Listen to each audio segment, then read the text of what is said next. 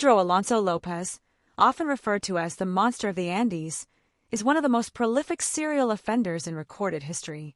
His crimes, which spanned multiple countries in South America between the late 1960s and early 1980s, remain some of the most chilling cases of the 20th century. López is believed to have taken the lives of hundreds of young girls in Colombia, Ecuador, and Peru, making his case particularly disturbing due to the scale of his atrocities. Despite his capture and confessions, his current whereabouts remain unknown, adding an even more unsettling layer to his story. Pedro Alonso López was born on October 8, 1948, in Santa Isabel, Colombia. His childhood was marked by extreme poverty, violence, and neglect. His mother, a sex worker, struggled to provide for him and his numerous siblings. At a young age, López witnessed violence within his household, which would later shape his own violent tendencies.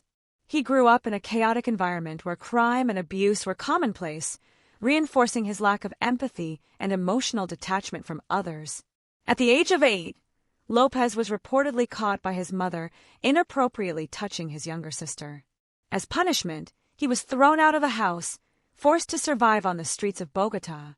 Vulnerable and alone, he was taken in by a man who promised him shelter and care, only to subject him to repeated abuse. This traumatic experience fueled his deep-seated hatred and resentment, particularly toward young girls, whom he would later target in his monstrous spree. During his early years on the streets, López resorted to petty crime to survive. He learned to navigate the dangerous underworld of Colombia's slums, engaging in theft and other minor offenses. He was eventually taken in by an American family who enrolled him in school, giving him a rare chance at stability. However, his time in education was short-lived. After being caught attempting to assault a fellow student, he was expelled. Once again homeless, he drifted through Colombia, increasingly engaging in more severe criminal behavior. His early life of instability, combined with exposure to violence and abuse, shaped the monstrous nature he would later reveal. By his late teenage years, López had developed a dangerous fixation. He targeted young girls, often from impoverished backgrounds, believing they were easier to manipulate and less likely to be missed. His first known offenses occurred in Colombia, but it wasn't until he expanded his reach to Ecuador and Peru that his crimes became truly horrifying. He exploited economic conditions and law enforcement blind spots, preying on vulnerable communities where disappearances were often overlooked. In the 1970s, López was arrested in Peru for attempting to take a young girl. Unlike many of his other encounters, this time he was caught and taken into custody. Local indigenous tribes, who had witnessed his actions, captured him and reportedly intended to execute him, likely due to a deep-seated distrust of the authorities and a desire for immediate justice. In many remote communities, law enforcement was either ineffective or absent, leading locals to take matters into their own hands when faced with such horrific crimes. However, a missionary intervened and convinced the tribes to hand him over to the authorities. Astonishingly, the police soon released him, unaware of the extent of his crimes. This failure of justice would lead to an unimaginable number of additional victims. This moment of escape would prove to be a devastating mistake. Instead of reforming, López moved to Ecuador, where he would go on to commit his most notorious crimes. He refined his methods, becoming more calculated in his approach, ensuring that he could lure and eliminate victims without raising immediate suspicion. Over time, his actions became more systematic, and his ability to evade capture suggested a chilling level of intelligence and premeditation.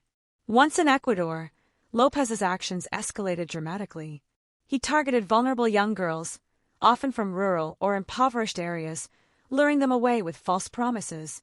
Many of his victims were never found, their disappearances going largely unnoticed due to the social and economic conditions of the time. His mobility across borders made it difficult for authorities to connect the cases, allowing him to continue his spree undetected for years. López developed a chilling pattern. He would approach girls in marketplaces or isolated areas, gaining their trust before leading them away to remote locations. There, he would carry out his horrifying crimes before disposing of their bodies. He later admitted to committing at least 3 offenses per week, a staggering number that suggested a total victim count in the hundreds. His ability to move between borders allowed him to evade capture for years, exploiting weak international law enforcement coordination. Authorities remained largely unaware of the true scale of the disappearances until the late 1970s, when mass graves began to be discovered by farmers and local villagers who stumbled upon them while working in remote areas. These shocking discoveries prompted increased scrutiny and eventually led law enforcement to piece together the horrifying scope of the crimes. Despite these findings, López continued his crimes undetected, refining his methods and avoiding suspicion. His ability to maintain a low profile despite the scale of his crimes is a testament to the weaknesses in law enforcement systems at the time. Pedro Alonso López's reign of terror finally came to an end in 1980 when heavy rains unearthed several shallow graves containing the remains of young girls. This led to widespread panic and an increased effort by authorities to find the perpetrator. Soon after, López was caught in the act of attempting to lure another victim away. He was swiftly arrested, and during interrogation, he stunned investigators by confessing to the murders of over 300 young girls across Colombia, Ecuador, and Peru.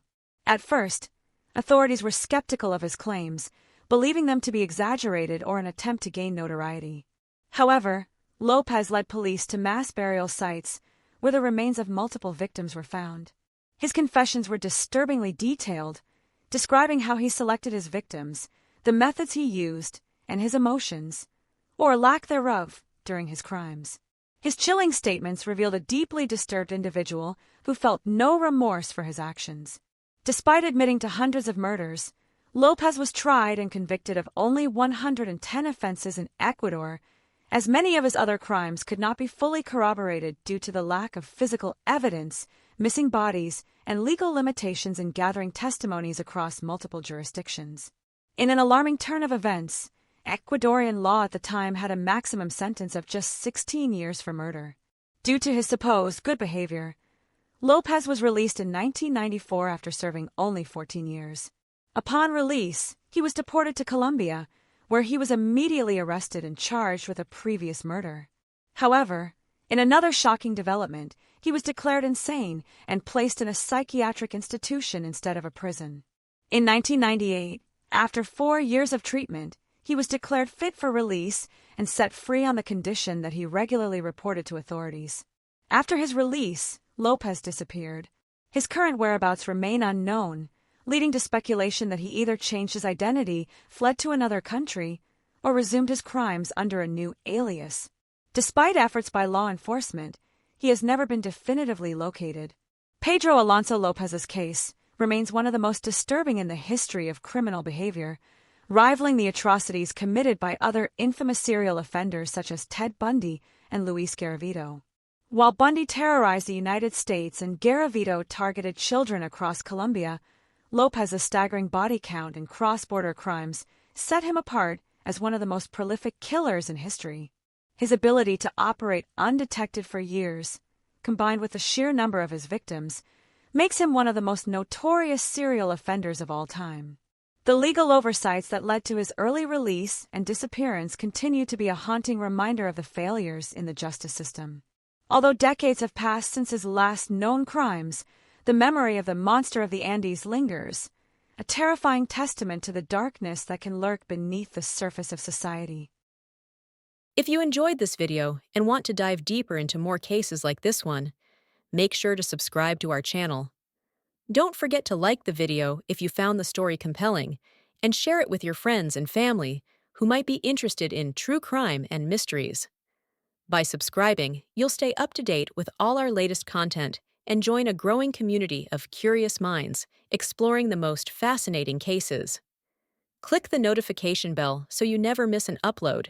Your support means everything.